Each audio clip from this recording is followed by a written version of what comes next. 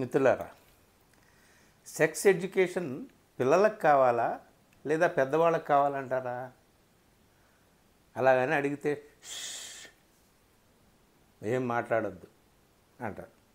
ఇప్పుడు ఆ అనే సిరీస్ గురించే నేను ఇక్కడ మాట్లాడుతున్నా. సెక్సువాలిటీ చుట్టూనే మొత్తం మనుషులు నియమించినటువంటి ఆ నీతి సూత్రాలు, చట్టాలు, నియమాలు, నిబంధనలు అన్నీ ఉన్నాయి కదండి. ఒక సిరీస్ తమిళంలో తీసిన సిరీస్ తెలుగులో డబ్ చేశారు, ఆహాలో ఉంది. ఆ సిరీసే కేవలం 4 ఎపిసోడ్స్ ఉన్నాయి ఇందులో. అందరూ చూడండి, ఆహా ఓటీటీలో ఉంది, హాయిగా తెలుగులో చూడండి. అయితే ఈ సిరీస్లో ఈ సెక్సువాలిటీకి సంబంధించినటువంటి విషయాన్ని వీళ్ళు ఎలా కొత్త తరం ఆలోచనలు ఏ విధంగా ఉన్నాయి, ఏమిటి దీనికి సంబంధించి లైంగిక స్వేచ్ఛ, సెక్సువాలిటీ అనేటటువంటి దానికి స్త్రీ పురుషుల మధ్య ఉండేటటువంటిది కేవలం మానవులకు మాత్రమే కాదు, మొత్తం సమస్త ప్రాణికోట్లో ఉండేటటువంటి ఆ ఇన్స్టింక్ట్, ఆ బయలాజికల్ నీడ్ ఏదైతే ఉందో సెక్స్ అనేటటువంటిది, దాని గురించి ఈ 4 ఎపిసోడ్స్లో ఇప్పుడున్న తరము ఈ రోజుల్లో ఎలా ఉంది అని వీళ్ళు చూపించడానికి ప్రయత్నం చేశారు. దాని మీద మన అభిప్రాయం ఏమిటి, నా కామెంట్ ఏమిటి అనేటటువంటిది చెప్పకుండా అందులో ఏముందనేటటువంటిది నేను చెప్తాను. రోజులు ఎలా మారినాయి, ఎక్కడి నుంచి బయలుదేరి మానవుడు స్త్రీ పురుషులకు సంబంధించినటువంటి ఈ లైంగిక పరమైన ఆ కట్టుబాట్లు అనండి, నీతి నియమాలు అనండి, ఏదైతే సో అది ఎక్కడ దాకా పరిణామం చెందింది ఇప్పుడు ఈ సిరీస్ చూస్తే మనకు అర్థమవుతుంది. అయితే దీంట్లోకి వెళ్ళే ముందు మనం ఎక్కడ మొదలయ్యాం అనేటటువంటి చూద్దాం. మనకు బాగా అంత ఆదిమ సమాజం దగ్గరికి వెళ్ళొద్దు, కానీ బాల్య వివాహాల దాకా మనం వెళ్ళొచ్చు. ఒకప్పుడు బాల్య వివాహాలు జరిగాయి. ఎందుకు బాల్య వివాహం జరిగేది అంటే ప్రతి విషయంలోనూ కూడా స్త్రీ కేంద్రకంగా, స్త్రీ శీలం కేంద్రకంగా మనవాళ్ళు అంటే మన పెద్దలు పురుష కేంద్రకంగా సాగినటువంటి ఆలోచనలు కలిగినటువంటి పెద్దలు ఏ నియమాలు సూత్రాలు విధించారో వాటికి అనుసారంగానే అన్ని సాంప్రదాయాలు సాగినాయి కదా. కానీ అవి కలకాలం సాగాయా? ఇప్పుడు బాల్య వివాహాలు కలకాలం సాగినాయా? సాగలేదు. తర్వాత సతీ సహగమనం అన్నారు.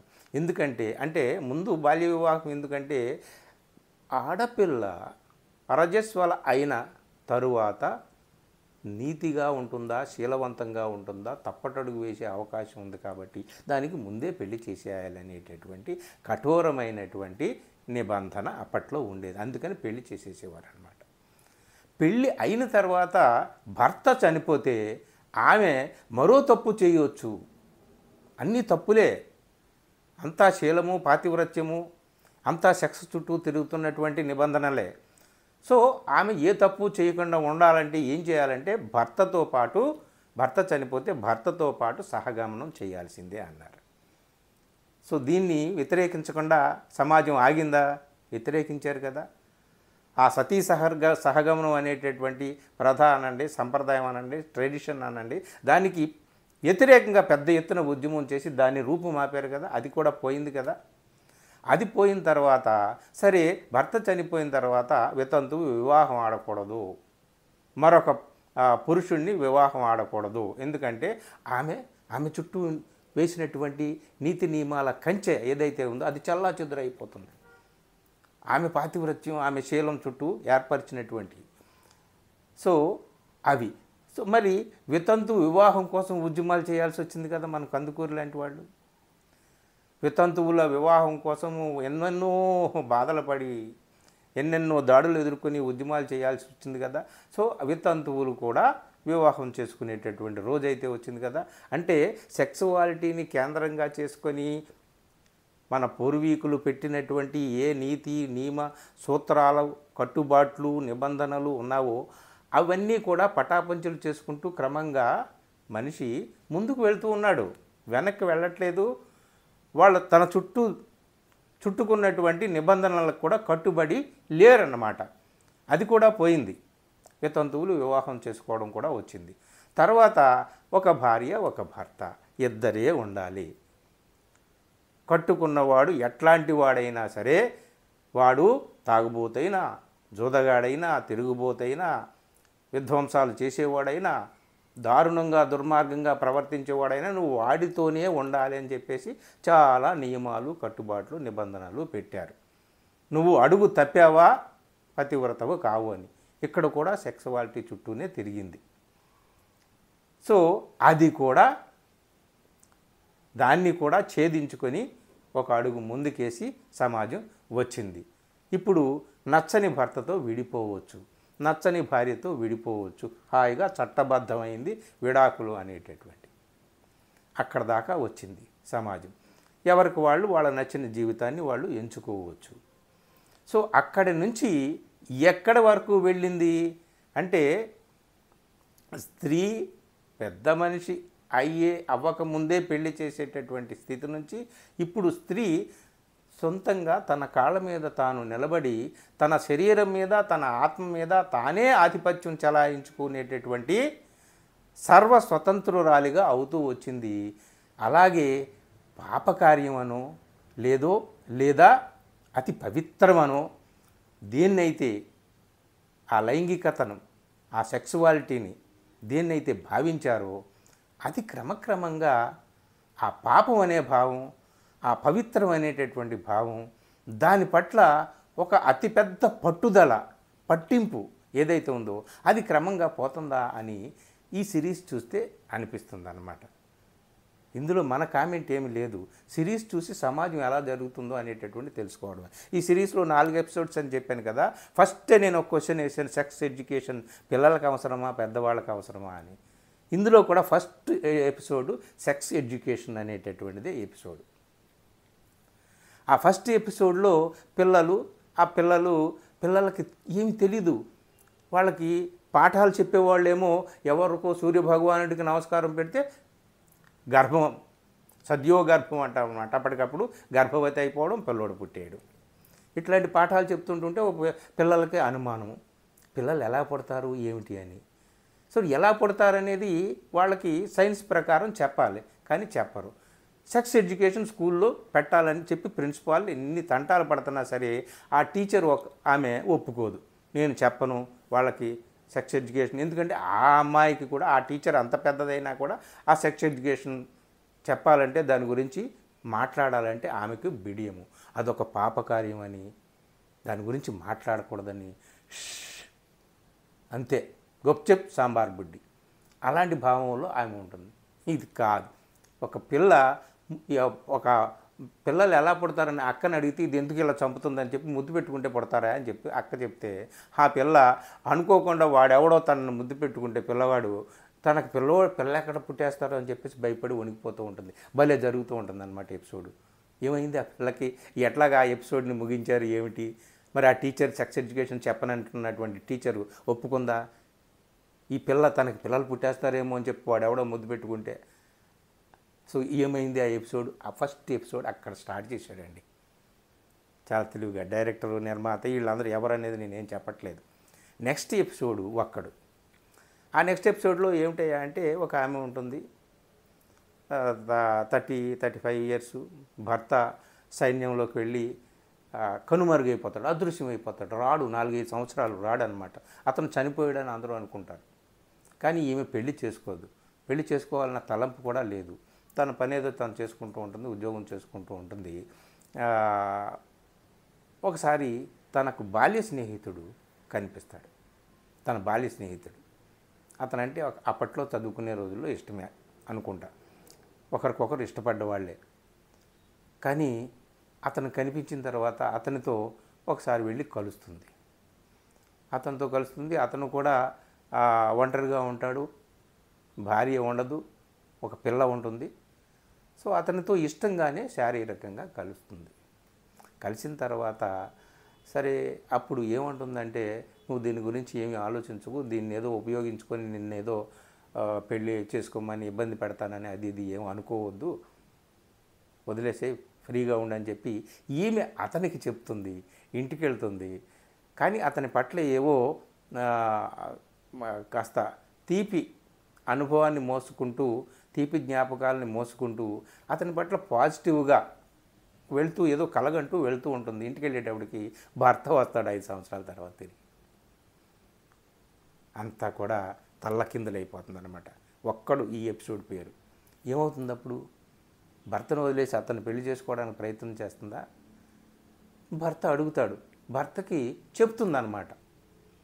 ఇలా ఇలా జరిగిందని మొత్తం కోసకొచ్చినట్టు చక్కగా చెప్తుంది. నీకు అతని పట్ల ఏమైనా ఉందా చెప్పు అంటే అప్పుడు ఈమె అతనితో ఏం మాట్లాడింది ఏమిటి అనేది ఎపిసోడ్లో చూడండి. భలే అంటే ఓపెన్గా ఉంటున్నారు మనుషులు అని చెప్పి, ఎంత ఓపెన్గా జరిగింది, ఎలా చెప్పింది భర్తతో చెప్పకుండా ఉంచేయచ్చు, దాచేయచ్చు, కానీ చెప్పింది. ఆ భర్త ఎలాగా ట్రీట్ చేశాడు, చివరికి ఈమె ఏం చెప్పింది భర్తకి సమాధానం, ఇది మీరు చూడాల్సిందే. తర్వాత మళ్ళీ కలుద్దామని ఇంకొకటి 3వ ఎపిసోడు. ఒక పిల్లవాడు చాలా జీనియస్, ఐఏఎస్ కోసం ప్రిపేర్ అవుతూ ఉంటాడు, కలలు కంటూ ఉంటాడు. వాళ్ళ నాన్న సెపరేట్గా ఒక రూమ్ తీసి వాడికి అన్ని సేవలు చేయడం కోసం తమ బంధువు అయిన ఒక అమ్మాయిని పెడతారు. ఆ అమ్మాయి చాలా అందంగా ఉంటుంది, కాకపోతే త్వరలో పెళ్లి కాబోతుంది ఆ అమ్మాయికి. వీళ్ళకి కావాల్సిన బంధువు కాబట్టి, పేదరికంలో ఉన్న అమ్మాయి కాబట్టి కొన్ని రోజులు సహాయం చేయడానికి వచ్చింది. ఆ అమ్మాయిని చూస్తే వీడికి పిచ్చెక్కిపోతూ ఉంటుంది. చదువు మీద దృష్టి సాగట్లేదు, కానీ ఐఏఎస్ కొట్టాలి. ఎట్లాగా వాడిని చూస్తుంటుంటే వాడు తన మీద ఇష్టపడుతున్నాడు, తనంటే ఇష్టపడుతున్నాడని ఈ అమ్మాయికి కూడా అర్థమవుతుంది. కానీ పెళ్ళి అయితే ఉంది ముందు. పోనీ వాడేమన్నా నిన్ను పెళ్లి చేసుకుంటానంటున్నాడంటే అది లేదు. అస్సలు సతమతమైపోతాడు, అగ్నిలో దహించుకుపోతున్నాడు, చదువు మీద దృష్టి లేదు, ఏమైపోతాడో పాపం. చివరికి నేను ఉంటే ఇట్లాగే ఉంటుందని చెప్పి పెళ్ళికి కూడా సమయం దగ్గర పడుతుందని ఆమె వెళ్ళిపోతూ ఒక్కసారిగా అతని పట్ల ఆ సానుభూతితో ఏమైపోతాడన్న భయంతో ఆమె తిరిగి వస్తుంది. అప్పుడు ఏం జరుగుతుంది? వాళ్ళిద్దరు కలుసుకుంటారా? ఇది ఒక చాలా స్టన్నింగ్ ఎపిసోడ్ అండి. ఇది కూడా చూసి తీరాలి, మళ్ళీ కలుద్దామని. సో ఈ వాళ్ళిద్దరి మధ్య ఏం జరుగుతుంది ఇదొకటి. తర్వాత ఇంకొకటి రీలోడ్ అని ఇంకొకటి, 2 జంటలు. ఆ 2 జంటల్లో ఇంతకుముందు గతంలో చదువుకున్న రోజుల్లో పరిచయం ఉన్నటువంటి వాడు, ఒక స్త్రీ ఒక పురుషుడు. ఆమెకు వేరే పెళ్ళి అవుతుంది, అతనికి వేరే పెళ్ళి అవుతుంది. కానీ ఆమె తన భర్తతో సుఖంగా లేదు. అలాగే అతను కూడా, ఆమె స్నేహితుడు అతను కూడా భార్యతో సుఖంగా లేడు. ఆ రెండు కూడా ఇద్దరి యొక్క కౌంటర్ పార్ట్స్ వాళ్ళు ఈ పర్సనల్ లైఫ్ కంటే కూడా, అంటే బెడ్రూమ్ లైఫ్ కంటే కూడా సోషల్ లైఫ్, వాళ్ళ కెరియరు, వాళ్ళ ఉద్యోగాలు అవి వాటి మీదే ఎక్కువ. ఇది అంతా వాళ్ళకి ఇష్టం ఉండదన్నమాట. కానీ మంచివాళ్ళే, వాళ్ళ కౌంటర్ పార్ట్స్ మంచివాళ్ళే. ఆమె భర్త మంచివాడే, అతని భార్య మంచిది. కానీ వీళ్ళిద్దరికీ కావలసినటువంటి ఆ సుఖము, ఏదైతే సుఖం ఉందో, బయలాజికల్ నీడ్ ఏదైతే ఉందో ఆ సుఖం వాళ్ళ నుంచి దక్కట్లేదు. వీళ్ళిద్దరూ ఒకసారి కలిసి ఇట్లాగా ఒకళ్ళనొకళ్ళు చెప్పుకుంటారు. ఒకళ్ళనొకళ్ళు చెప్పుకొని ఒక హోటల్ దగ్గరికి వెళ్ళి, ఒక రూమ్ దగ్గరికి వెళ్ళి ఎవరి బాధలు వాళ్ళు చెప్పుకొని ఇద్దరు కలిసి ఒకసారిగా ముద్దు పెట్టుకుంటారు. తర్వాత ఏం జరుగుతుంది? వీళ్ళిద్దరికి ఆల్రెడీ పెళ్ళి అయింది, సంసారాలు ఉన్నాయి. ఆ తర్వాత మరి ఈ కథని ఎట్లా ముగించాడు? ఇదండి ఈ 4 ఎపిసోడ్స్. వీటి గురించి చెప్పుకోవాలంటే ష్ అనాలి. అందుకని దానికి ఎపిసోడ్, ఈ సిరీస్ పేరు కూడా ష్ అని పెట్టారు. మనం ఎక్కడ మొదలైంది మన సమాజం? సెక్స్ గురించి పల్లెత్తి మాట్లాడకూడదు, అది అతి పవిత్రమైంది, లేదా అది అతి పాపకార్యము.